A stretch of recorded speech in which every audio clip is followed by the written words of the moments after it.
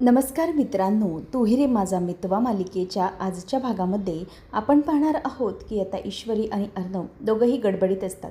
अर्णव ऑफिससाठी निघालेलं असताना ईश्वरी त्याच्याजवळ येते आणि म्हणते की ओ थांबा जरा, हे घेऊन जा. तेव्हा तो म्हणतो की काय मी सिंदूर हे, आणि ती शिंक तो घ्यायला जाणार असतो तेवढ्यात ती म्हणते एक मिनिट, शिंकू वगैरे नका, हे काही लिलीचं फूल नाही आहे ज्याने तुम्हाला ॲलर्जी होईल. हे एक कमळाचं फूल आहे, त्यामुळे हे एक ब्रह्मकमळ आहे, तुम्हाला हे देण्यासाठी मी आणलेले. तेव्हा मग अर्णव म्हणतो की मी सिंदूर, आता ह्याचं काय करू मी. तेव्हा ईश्वरीच्या समोर असतो, ते खिशात लावत असतो. ती म्हणते की ओ हे काही खिशात वगैरे लावायचं नसतं, हे देवीला किंवा लक्ष्मी देवीला वाहण्यासाठी असतं. आजी पूजा करत होत्या ना मगाशी, म्हणून तिथून मी हे फूल आणलं होतं. म्हणजे हे देवीला वाहण्यासाठीचं फूल असतं, खिशात नसतं घालायचं काही. तेव्हा अर्णव म्हणतो की ओके मग आण इकडे. तेव्हा ईश्वरी म्हणते की काय करताय तुम्ही असं. तेव्हा अर्णव म्हणतो की एक मिनिट थांब, मला ते दे, मी बघतो काय करायचं ते. नंतर मग अर्णव आता ते फूल तिच्याकडून घेतो आणि म्हणतो की ओके आय गॉट इट, काय करायचे. आता तो तिच्याकडून फूल घेऊन गुडघ्यावरती जाऊन तिला ते फूल देणार असतो आणि तिला फूल देऊन म्हणतो की मिस इंदोर, हे फक्त तुझ्यासाठी, कारण की हे जे काही फूल आहे ना, हे फूल तुला दिलं आहे मी, कारण तूच माझ्यासाठी देवी आहेस ना. म्हणजे प्रत्येक वेळेमध्ये मिस इंदोर तुलाच अगदी परफेक्ट कसं सुचतं, काही गोष्ट असली तरीही ती तुला अगदी व्यवस्थितपणे सुचत असते. आणि मग ईश्वरी त्याच्याकडे बघतच राहिलेली असते. अर्णव म्हणतो की मिस इंदोर, तुझी काळजी वाटते ना प्रत्येक वेळेला, म्हणून हे सगळं बोलतो आहे. म्हणजे तू एक देवीपेक्षाही कमी नाही. कुठलीही हार्ड सिच्युएशन येऊ दे, त्यामधून तू अगदी व्यवस्थित मार्ग काढते आणि सगळ्यांना अगदी व्यवस्थित ठेवते.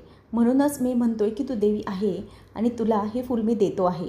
तेव्हा ईश्वरी म्हणते की नाही नाही, बस झाली आता माझी तारीफ हां, पण तुम्ही आता हे फूल आहे ना, ते गाडीत ठेवण्यासाठी दिले तुम्हाला. तेव्हा तो म्हणतो की गाडीत कशासाठी.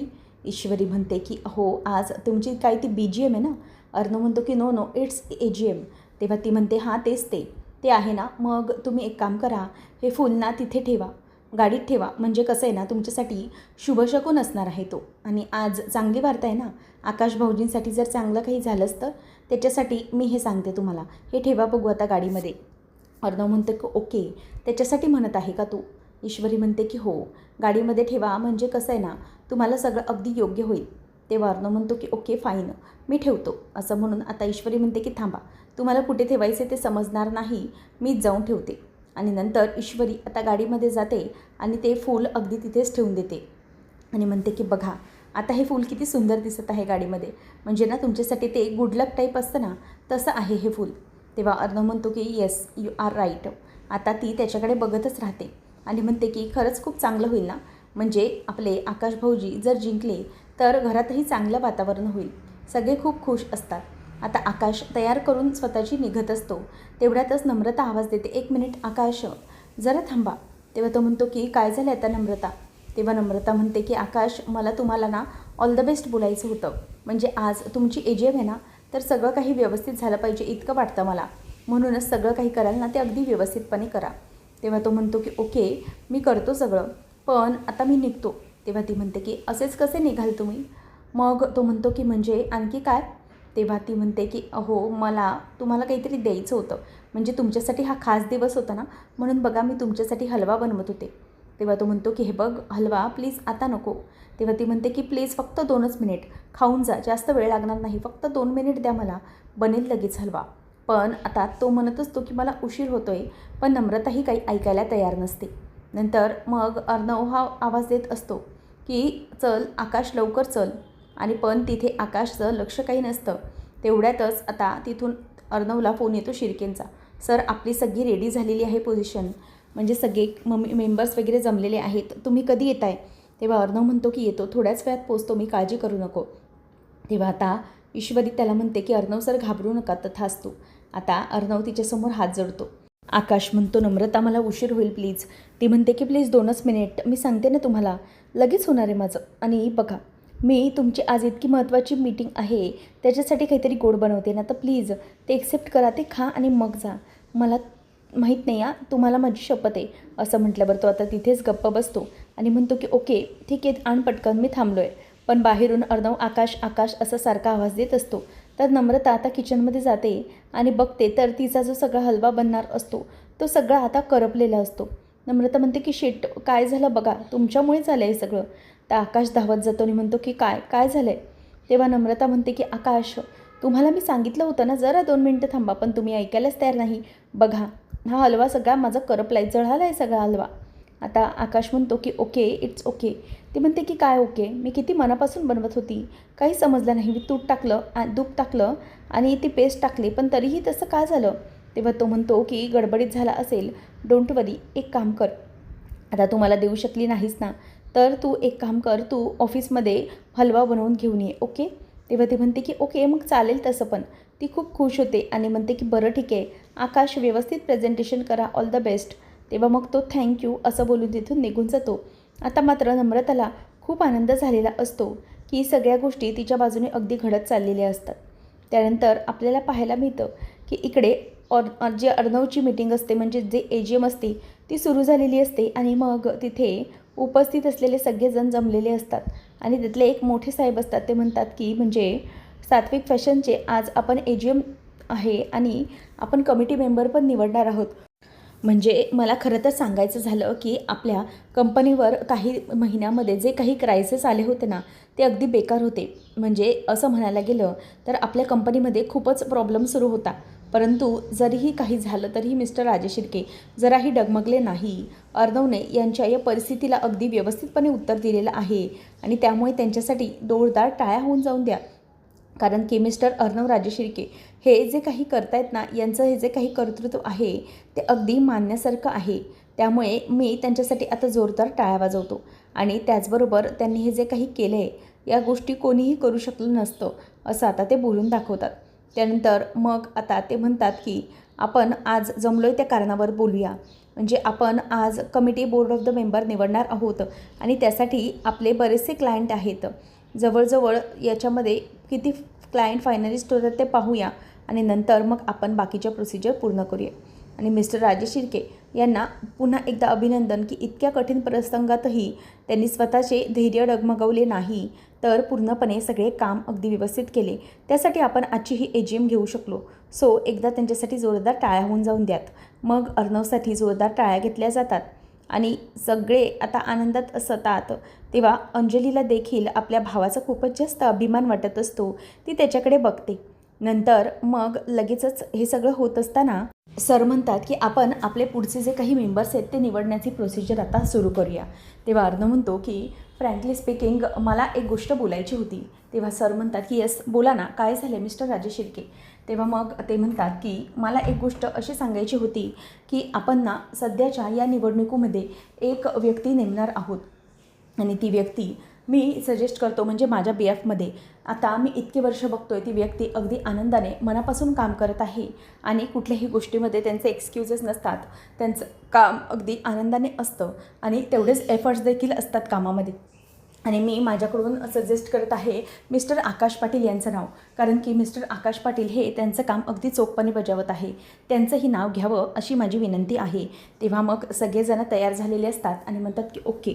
मग आपले जे काही सात्विक क्वेश्चनचे कॅन्डिडेट आहेत त्यामध्ये आकाश पाटील यांचंही नाव घेतलं जातं. मग नंतर सगळे म्हणतात की ओके आपण हे सगळं करूया. आणि नंतर अर्णवला वाटत असतं की काही झालं तरी आकाशच जिंकेल, कारण त्याने इतकं एफर्टलेसली सगळं काही काम केलेलं असतं. त्यानंतर आपल्याला पाहायला मिळतं की इकडे आकाश आणि अर्णव दोघंजणही एकमेकांकडे बघत असतात आणि अंजलीला देखील याचा आनंद झालेला असतो. तर इथे ईश्वरी आता गडबडीत असते आणि नम्रता देखील तेवढीच गडबडीत. ती आता पटकन तिची ती कढई धुते आणि मग गॅसवर ठेवते. तेव्हा ईश्वरी विचारते की नमुताई काय झालं, तू अशी गडबडीत तिथे कशाला आलीस. तेव्हा मग नम्रता म्हणते की अगं त्याचं काय झालं ना, मगाशी मी आकाशसाठी हलवा बनवत होते, ते चालले होते ना ऑफिसमध्ये त्याच्यासाठी. मग ती म्हणते की मग काय झालं, दिला नाहीस का तू.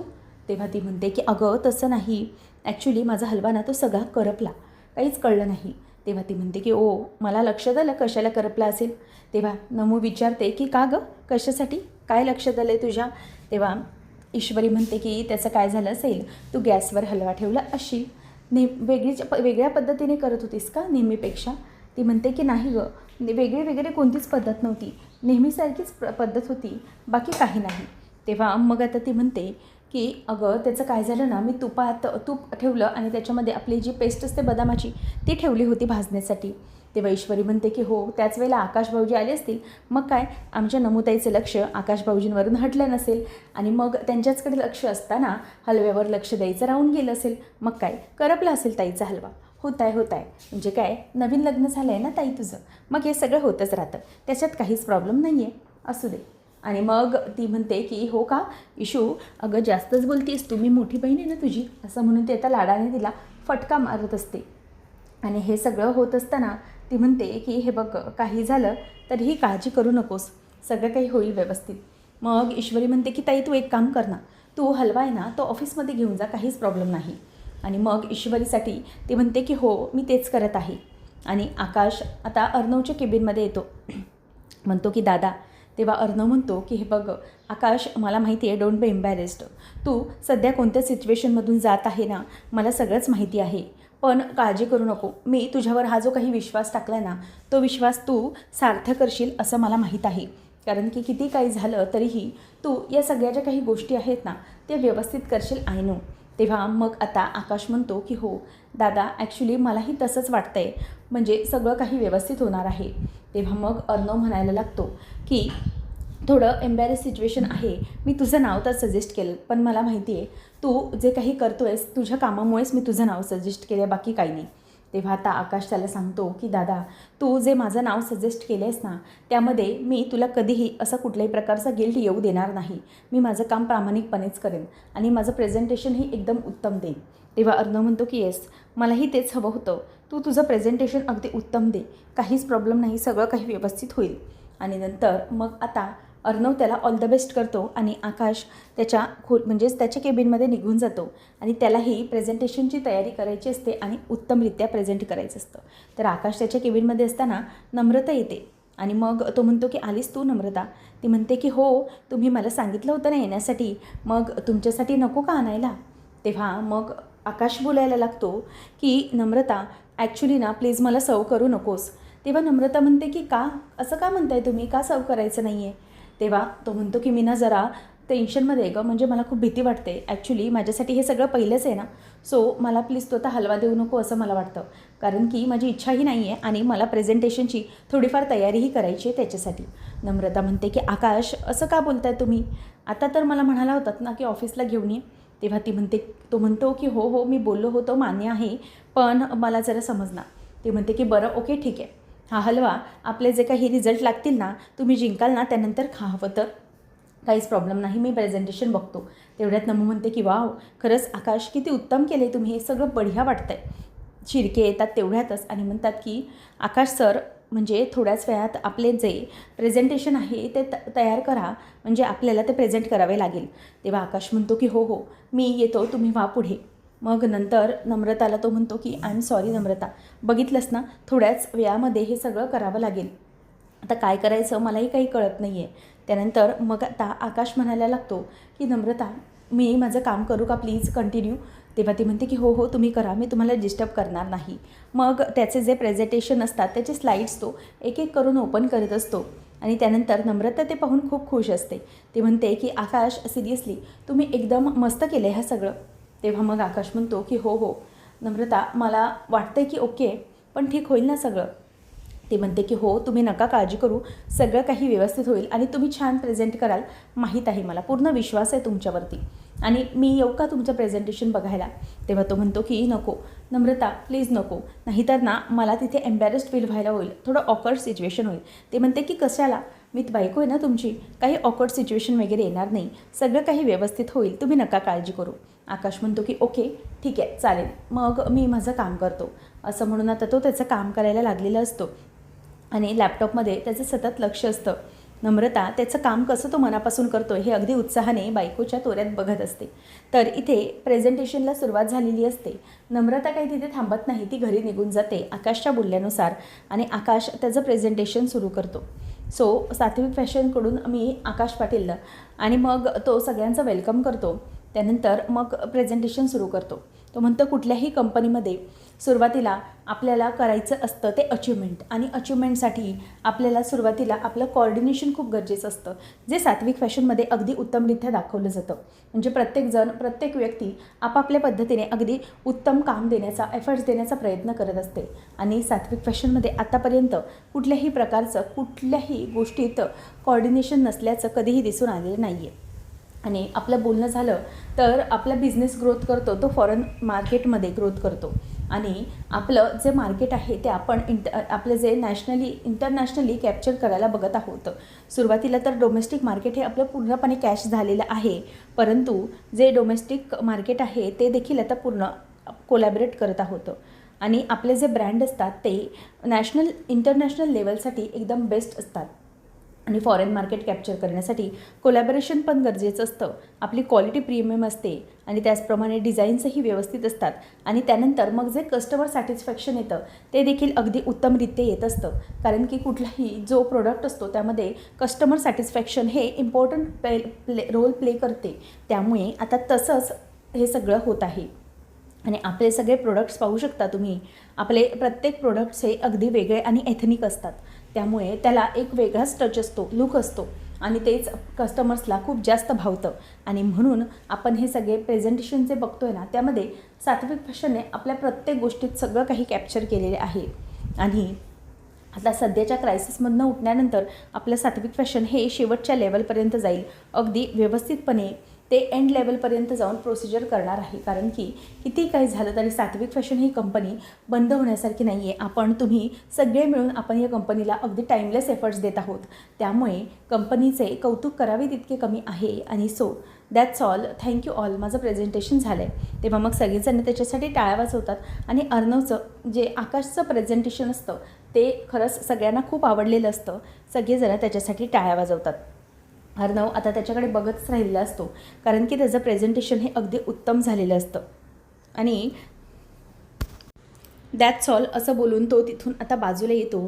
तरी त्या नम्रताची वेगळीच घाई सुरू असते. नम्रता विचार करत असते की चला माझी आता पार्टी. तेव्हा मग ती तिच्या मैत्रिणीला फोन करते की हॅलो शर्मिला, मला तुला बोलवायचं होतं. ॲक्च्युली पार्टी ठेवली आहे. हो, तू मेसेज बघितला आहेस ना? मग यायचं आहे संध्याकाळी पार्टीला. नो, काहीच एक्सक्युजेस चालणार नाही आहेत, तुला यावे लागेल. मी पार्टी ठेवली आहे असं म्हणून ती आता फोन ठेवते. आणि त्यानंतर तिची जी दुसरी मैत्रीण असते तिला कॉल करते. ती म्हणते की हॅलो, अगं मी तुला फोन करणारच होते. शर्मिला, अगं तुला सांगायचं होतं मला की माझ्याकडे ना पार्टी आहे संध्याकाळी. तू मेसेज पाहिला आहेस ना? यायचं आहे, हां लवकर यायचं आहे. आणि मला कोणते एक्सक्युजेस चालणार नाही आहेत. आपण सगळ्या मैत्रिणी भेटणार आहोत. आणि पार्टीचं रिझन काय आहे ते मी तुला संध्याकाळी सांगेनच. असं म्हणून आता इथे नम्रता तिचाही फोन ठेवते. ती तिच्या सगळ्या मैत्रिणींना बोलावून घेते. नंतर मग आता रिझल्ट जो लागणार असतो त्यामध्ये सगळे कॅन्डिडेट्स निवडलेले छानपैकी असतात. आणि त्या मीटिंगचे होस्ट असतात. ते म्हणतात की आपल्या सात्विक फॅशनचे आपल्या पूर्ण ब्रँचेसमधून 5 कॅन्डिडेट्स निवडलेले आहेत. आणि त्या 5पैकी आपण 3 कॅन्डिडेट्सला आज आपल्या बोर्ड मीटिंगसाठी शॉर्टलिस्टेड करणार आहोत. आणि त्यासाठी आपण आता पुढच्या टाईममध्ये म्हणजे थोड्या वेळातच हे सगळं डिसाईड करूया. आणि मेन म्हणजे वोटिंग प्रक्रिया ही कशी असेल ते मी सांगतो. प्रत्येकाच्या म्हणजेच मेल ID आपले वोटिंगचे जे लिंक्स असतात ते शेअर केले जाणार आहेत. आणि त्या वोटिंग लिंकवर जाऊन तुम्ही त्या कॅन्डिडेटला विनर करणार आहात. त्याच्यामुळे तुम्ही आता जी वोटिंग लिंक तुमच्याजवळ येईल ती वोटिंग लिंकवरती क्लिक करा आणि तुमचे कॅन्डिडेट निवडा. फक्त एक वेळ तुम्हाला असेल हे करण्यासाठी, म्हणजेच एक टाईम तुम्ही करू शकता. आणि तुमचे जे काही वोट्स असतील ना ते वोट्स हे अगदी गुलदस्त्याखाली असतील. म्हणजे तुम्ही कोणाला वोट करताय हे दुसऱ्या एकमेकांना कोणालाही कळणार नाही, अशी प्रोसिजर आहे. सो लिंक शेअर केली आहे, तुम्ही प्रत्येकजण बघा आपापल्या मेल ID तेव्हा सगळेजण आपापला मेल ID जमेल तसं ओपन करत असतात. कोणी मोबाईल, कोणी लॅपटॉपवरून. आणि जे कॅन्डिडेट्स असतात ते सगळे बाहेर बसलेले असतात. आता अंजली आणि अर्णवचा वोट तर आकाशलाच असतो. परंतु बाकीचे सगळेजण काय करणार आहेत याचं कोणाला काहीच भान नसतं.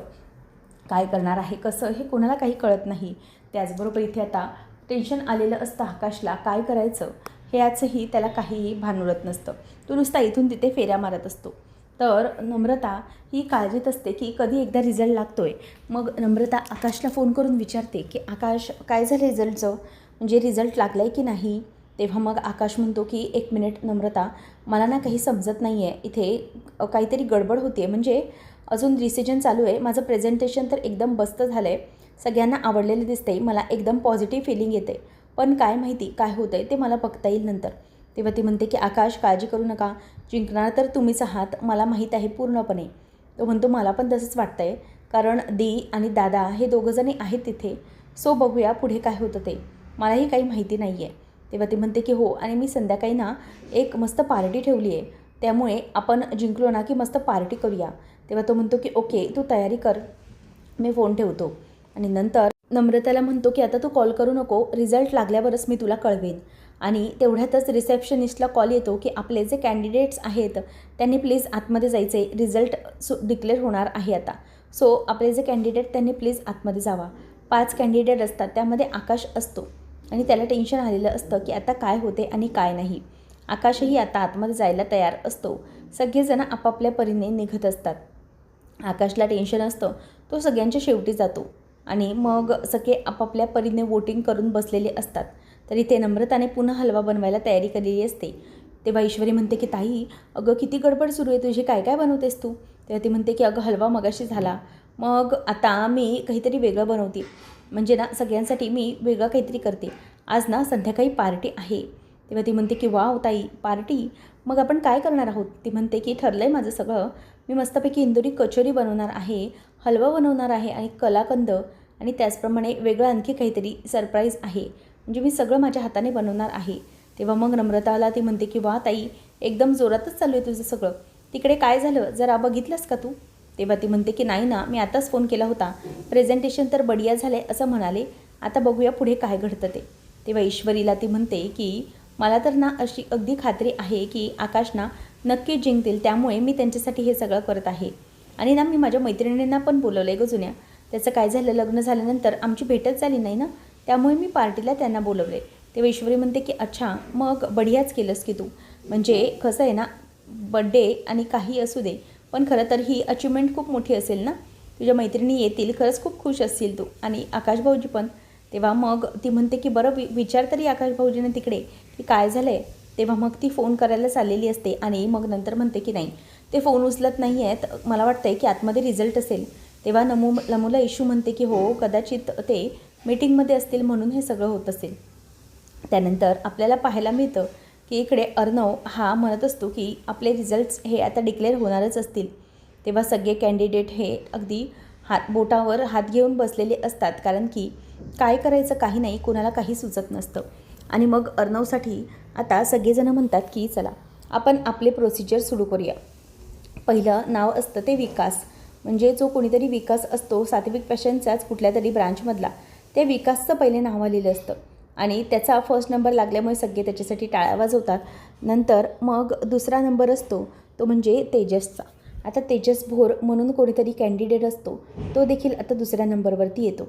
त्यानंतर मग आता 3 नंबर काढायचे असतात, त्यामध्ये आता 3 नंबरमध्ये तिसरा नंबर हा आकाशचा असेल का असं अर्णवला आणि आकाशला वाटत असतं, म्हणून ते दोघंजणही अगदी फिंगर क्रॉस्ड करून असतात. त्यावेळेला तिसरा नंबर येतो हा दुसऱ्याच एका मुलाचा. आता कुणालचा नंबर आल्यामुळे सगळेजणं बघतच राहतात. अर्णव टाळ्या तर वाजवतो, परंतु त्यामध्ये आकाशचं नाव असायला हवं होतं असं त्याला वाटत असतं. आता त्याच वेळेला मग दुसरा नंबरही नाही, तिसराही नाही, मग शॉर्टलिस्ट नक्की केले कोणाला काहीच कळत नसतं. तेव्हा मग आता सगळेजणं टाळ्या वाजवतात बोर्ड मेंबर आणि म्हणतात की या तिघांचं आपण कमिटीमध्ये स्वागत करणार आहोत. तेव्हा नम्रता ही तिथे आनंदामध्ये असते, पण वेगळंच इथे काहीतरी घडत असतं. तेवढ्यात अंजली म्हणते की सॉरी टू इंटरप्ट, पण मिस्टर आकाश यांचं नाव नाही आहे. तेव्हा मग लगेच ते म्हणतात की नाही आकाश पाटील यांचं इथे नाव नाही आहे, त्यांना वोटिंग कमी पडलं आहे.